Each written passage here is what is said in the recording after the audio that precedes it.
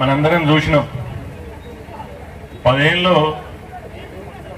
BRS TRS పాలించి ఎట్టి పరిస్థితుల్లో వాళ్ళని ఓడగొట్టాలని చెప్పేసి కంకరం కట్టుకున్నటువంటి ప్రజలు ఏం తీర్పిచ్చిరా?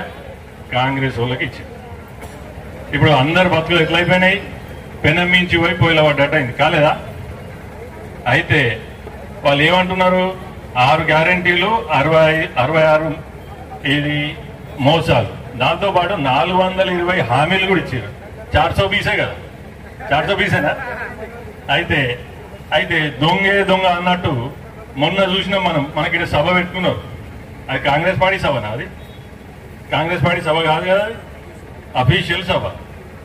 ఏమిచ్చారు? వాళ్ళ జేబుల నుంచి ఇచ్చినట్టు 1000 కోట్లు ఇచ్చినామని చెప్తారు. దేనికి అక్కడికి వచ్చేటి? అవి జనాలకు అక్కడికి వచ్చేది ఇచ్చారు ఏమన్నా? మళ్ళా రైతుల గురించి సన్నాలు అంటారు. దొడ్డువాళ్ళకి 500 ఇస్తా అన్నారు, అది పక్కకు పెట్టారు. సన్నాలు ఏమనంటే సన్నాలు అంటున్నారు. సన్నాలు అంటే ఇప్పుడు కొనేది ఎవరు? కేంద్ర ప్రభుత్వం నుంచి వస్తున్నాయి పైసలు, లేకపోతే వీళ్ళ ఖజానా నుంచి తీసిస్తుర్రా? అంటే రైతులు మోసం చేశారు, విద్యార్థులను మోసం చేశారు, నిరుద్యోగులను మోసం చేశారు, వృద్ధులను మోసం చేశారు, మహిళలను మోసం చేశారు. ఇక చెప్పుకుంటూ పోతే అప్పుడు వెనకడికి ఈ కేసీఆర్ అంటూనే చూసినారు, చెప్తే రామాయణం భారతం అని అట్లున్నది పరిస్థితి. అవునా కదా?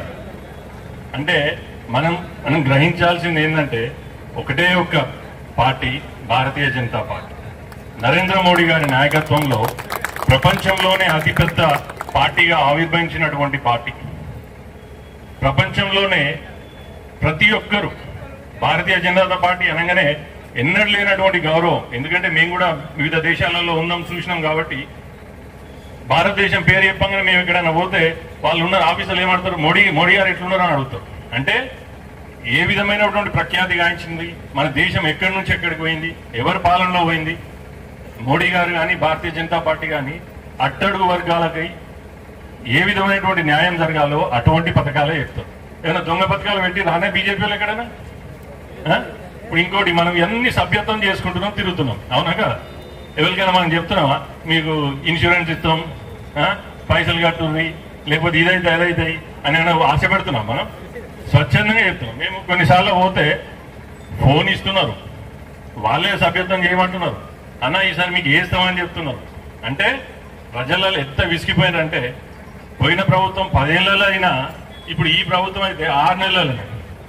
ఇక మన ఎమ్మెల్యే గారు ఉన్నారు, ఇదే జెండా చొరవ అందరికి గుర్తుంటది.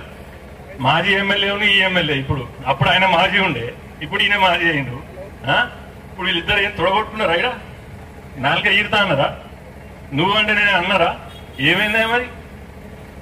ఓళ్ళు దొంగ ఇంకోళ్ళు గజ దొంగ అయింది. అవునా కదా? అవునా కదా? అంటే ఎట్లున్నదంటే పరిస్థితి. ఇప్పుడు ముఖ్యమంత్రి గారు కూడా నేను ఒకసారి ఏదో చూస్తుంటే మన టీవీ ఛానల్కి ఇంటర్వ్యూ ఇచ్చారు. ఏంటంటే మోసపూరిత వాగ్దానాలే చెప్పాలన్నట, మోసపూరిత అబద్ధాలే చెప్పాలన్నట. అంటే ప్రజలు వినేటందుకు ఉన్నారు, కానీ మేము అదే చెప్తాం. అంటే వాళ్లకు చిత్తశుద్ధి లేదు. ఏం ఓట్లు వేసుకోవాలి, కుర్చీని ఎక్కాలి.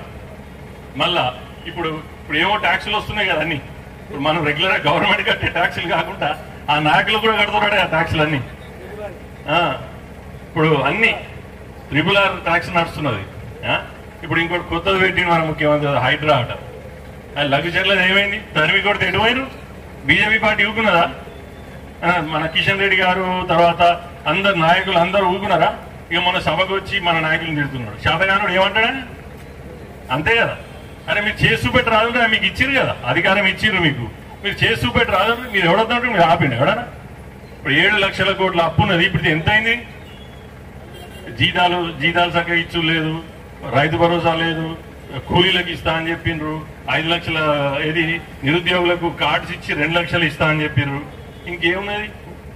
అసలు వృత్తి లేదు. ఇక చెప్పుకుంటూ పోతే చాలా ఉన్నాయి.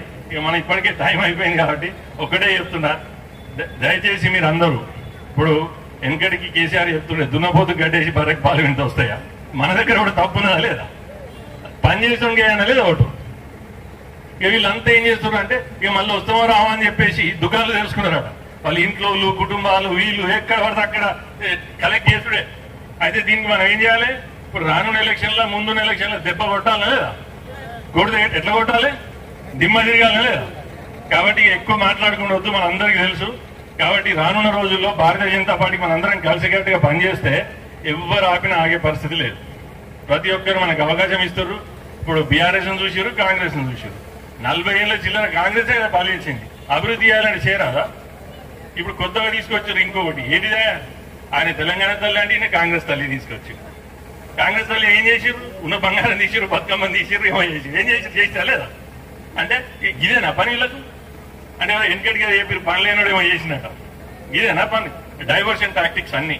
అరే ప్రజలకు చేయండి, మీకు ఓట్లు వేసారు, మంచి చేసారు, ప్రజలకు పాలించి ప్రజలకు సామాన్యులకు మంచి చేయండి. విద్యార్థులకు విద్య, వైద్యం, ఉపాధి గురించి దృష్టి పెట్టురు అంటే ఎక్కడ లేని హామీలు ఇచ్చుడు, అమలు కాని హామీలు ఇచ్చుడు, అన్ని అబద్ధపు మాటలు ఇప్పుడు. కాబట్టి మనందరం కలిసికట్టుగా పనిచేద్దాం, ప్రజల కోసం పనిచేద్దాం. మనకు నరేంద్ర మోడీ గారు ఉన్నారు, భారతీయ జనతా పార్టీ ఉన్నది. మనందరం కలిసికట్టుగా పనిచేస్తే ఎవ్వడు ఆపలేడు. కాబట్టి రానున్న రోజులు మనయే, మనందరం కలిసికట్టుగా పోదాం. భారత్ మాతాకి